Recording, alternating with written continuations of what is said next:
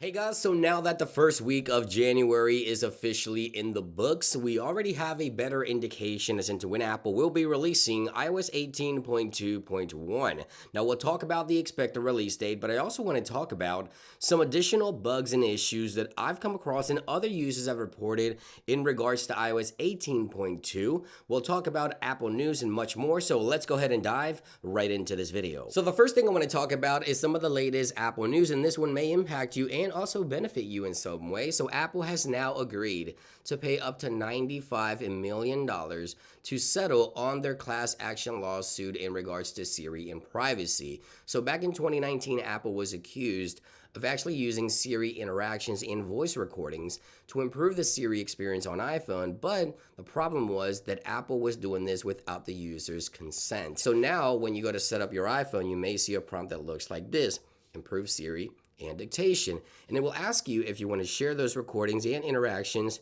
or not. You have the option to opt in and opt out. Now, Apple mentions that they did nothing wrong, but they went ahead and settled for $95 million, and you can claim up to $20. I think it's up to 5 devices. It is unclear right now, but I think it's $20 per device, Siri-enabled device. And within 45 days of settling, Apple needs to put up their website so that users can actually claim their money. Now, that isn't available just yet.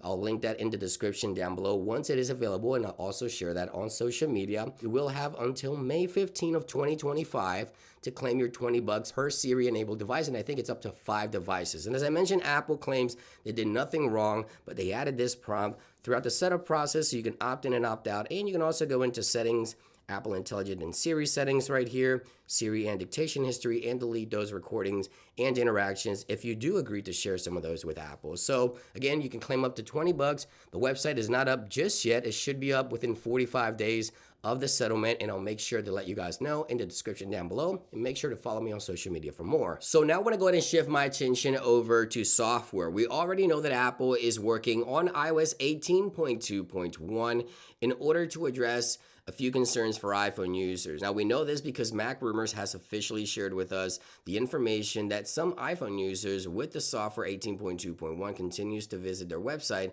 they found evidence of this on their website analytics logs. Now, typically when we see this, we see a software update within a couple of days, perhaps a week and a half or two, but we were on a winter break. So now that the first full week of January is in the books, we have a better indication as into when Apple will release iOS 18.2.1. But I wanted to talk about some additional issues being reported on older devices. So I've saw several users reporting third-party app crashing and issues on older devices running iOS 18.2.1. So I went ahead and started testing iPhone XR, one of the oldest devices to support iOS 18 on the latest 18.2.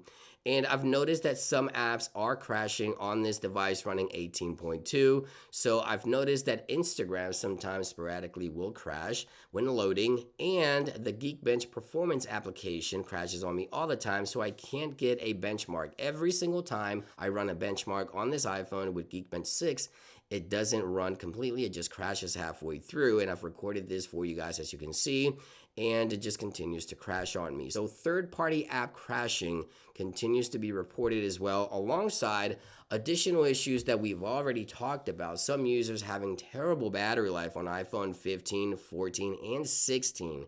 And some users having screen unresponsiveness, and this is something that I've encountered myself, where I go ahead and sometimes when interacting with my iPhone, it doesn't register the touch inputs on the display, so the screen just doesn't respond properly in some cases. It is sporadic, but it is happening on the 16 Pro Max as well. Now, again, as I mentioned, some users have experienced excessive battery drain and even overheating at cases. I haven't encountered those issues myself, but if you have battery drain issues or even overheating issues, let me know in those comments down below which device you're currently using. Now, another issue that I've encountered is camera issues. My camera sometimes, when I launch it, it will be completely blacked. It won't use the cameras at all. It would just freeze on me. I would have to quit the application and relaunch it in order to use the camera. This happened to me when switching between lenses and the front and rear facing camera, as we talked about previously. So right now, there's 4 things that users continue to report: screen unresponsiveness,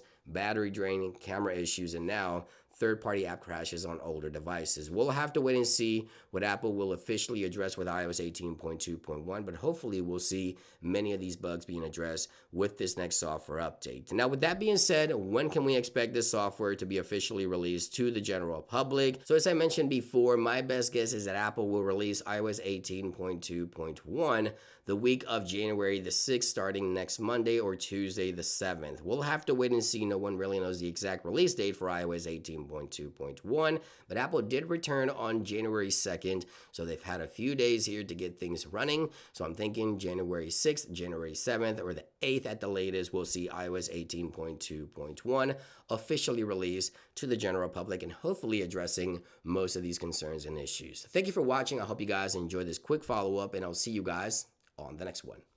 Peace.